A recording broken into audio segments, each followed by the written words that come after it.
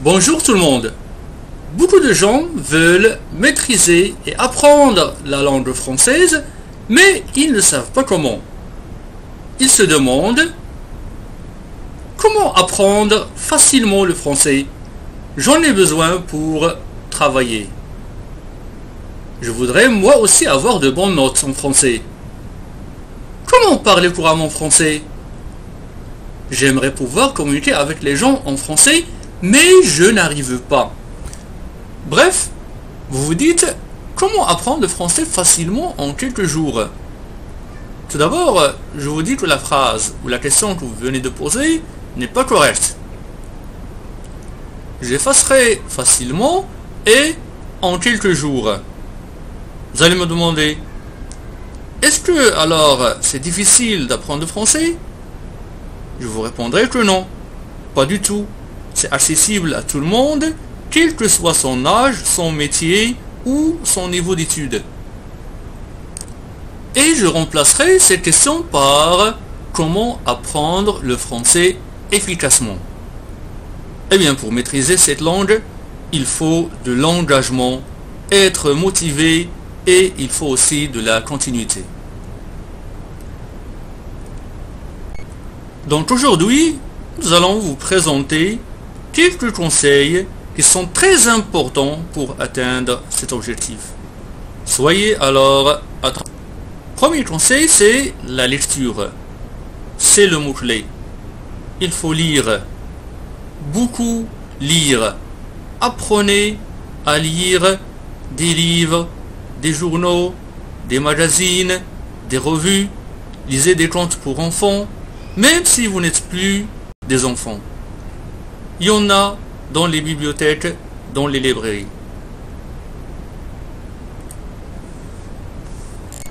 Choisissez ce qui vous convient le mieux. Vous trouverez des histoires drôles et amusantes. Apprendre en s'amusant, c'est un bon moyen pour maîtriser la langue.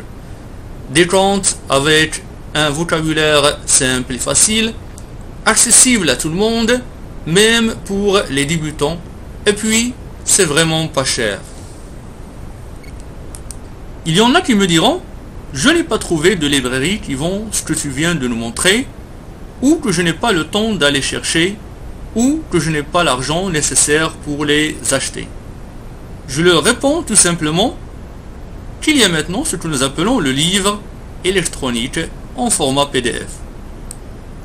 Il suffit d'avoir un téléphone portable, un ordinateur ou une tablette pour pouvoir consulter et lire gratuitement des livres, des contes, des journaux et des magazines de votre choix. Il suffit seulement d'avoir l'appareil nécessaire. La question qui se pose maintenant, c'est comment faire pour profiter au mieux de ce que je lis. Je vais vous montrer une méthode simple et facile qui va vous aider à profiter au maximum de ce que vous lisez. Tout d'abord, prenez un dictionnaire bilingue, comme celui-là, français-arabe, arabe-français. Chaque fois que vous tombez sur un mot difficile, eh bien, écrivez-le et de temps à autre, revenez à vos notes et relisez ces mots parce que la répétition nous permet de bien mémoriser. Si vous n'avez pas de dictionnaire ou vous ne trouvez pas, il y a Google Traduction ou autre site de traduction. Bien sûr, vous devez avoir à vos côtés un cahier et un stylo pour écrire les nouveaux mots, les idées que vous avez aimées, des citations que vous avez appréciées. Troisième chose, utilisez le vocabulaire retenu dans des phrases. Comme ça, vous allez pouvoir garder en mémoire ces nouveaux mots et bien sûr connaître le sens de ces mots dans leur contexte. Et puis, préparez une fiche de lecture que vous remplirez au fur et à mesure que vous lisez. Ça également c'est important. Comme ça vous allez garder une trace de ce que vous avez lu. Voilà un exemple d'une fiche de lecture. Titre, auteur, édition, collection, année de publication, un résumé de l'histoire et votre avis sur l'histoire les points forts et les points faibles. Bien sûr, il y a plusieurs modèles. Ça, c'est un modèle que vous pouvez suivre. Deuxième conseil, c'est de regarder des chaînes françaises. C'est une bonne occasion d'écouter des Français natifs qui parlent la langue française authentique. Vous allez beaucoup apprendre avec ces chaînes. Et moi, je vous recommande vivement de regarder la chaîne RTE et TV5, où vous pouvez suivre des programmes intéressants. Vous pouvez voir des films français. Si vous n'aimez pas les films français, regardez des films américains en français.